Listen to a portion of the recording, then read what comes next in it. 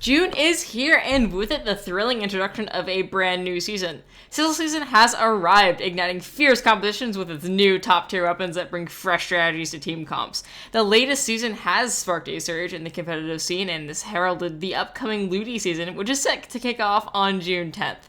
Teams eagerly vied for the desired results and placements to secure the division. Welcome, I'm Weef, and let's dive into the excitement in this week's episode of The Weekly Ink. To help give teams the results they need, IPL decided to fill up that Wednesday slot, which they usually take a break on, with last-ditch effort.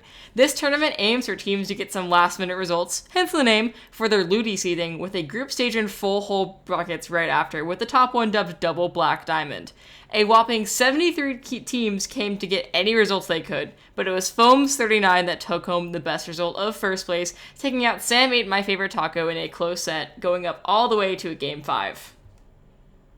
Dapple Productions didn't decide to let up either, as all of their major tournament series had another edition this past week. Starting, Paddling Pool 269 gave players a standard weekly to chew on. This time around, Carrot equals Bop was hungry for a sweep, and sweep they did, as they beat every team they came across in a clean fashion, not dropping a single game the entire tournament.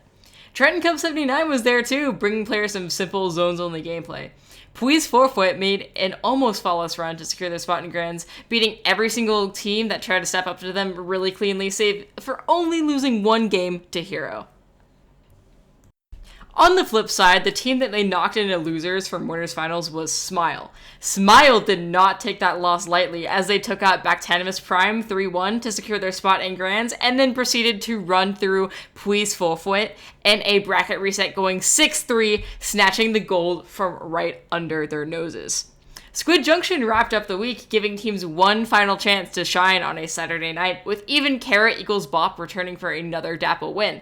However, they would not be the ones to take the tournament, as when they got to winners finals, Hades was waiting there to pull the rug right from under Carrot equals Bop noses, which they did, going on to Grands and beating Squid Squad 3-1, taking home the gold for the Underworld. Low-level teams also had plenty of chances to make a name for themselves and get a moment in the spotlight this week. FGIU had another run for teams with a LUTI division of 7 and under. 48 teams showed up to have some fun, but Lemon Cider was the one to take the win in gold bracket after a close call with non-binary fuss and beating Freedom and Grands.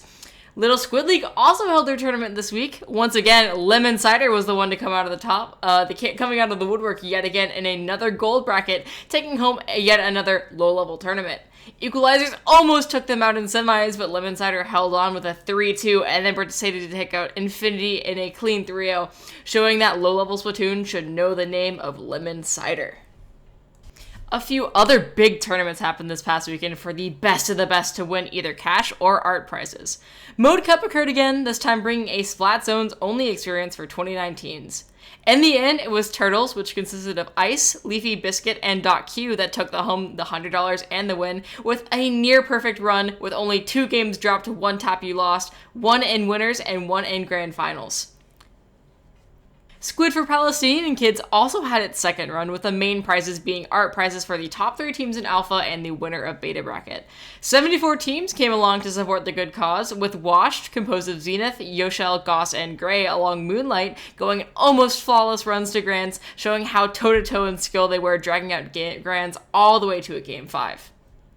However, Wash was able to take the final game and come out on top, taking home the win and the glory. Either way, Squid for Palestinian Kids was put together to support a good cause, the Palestinian Children's Relief Fund. If you have the time and money, please donate to the cause, as a little goes a very long way.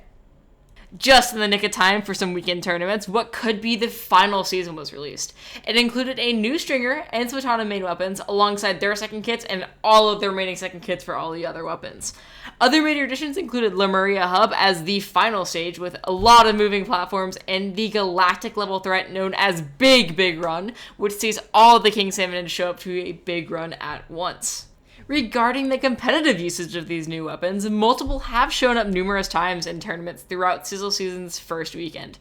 During Mode Cup, Turtles brought the Charcoal Deactivator, Custom Range Blaster, and Heavy at Nouveau for their main comp. Toeman brought their own Custom Range Blaster for specific maps where they didn't like Custom Blaster. During Squid for Palestinian Kids, Moonlight brought both Deactivators, mainly using the Mint variant, and Wash brought the Custom Range Blaster for their main comp as well.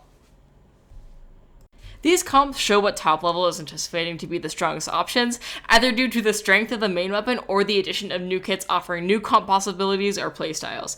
Either way, these 4 new weapons show a lot of potential to shake things up, even in our currently very stable meta. That said, we hope you enjoyed this week's recap. Let us know what you think in the comments. Be sure to like and subscribe, and we'll see you at the same time and in the same place next week. Have a good one!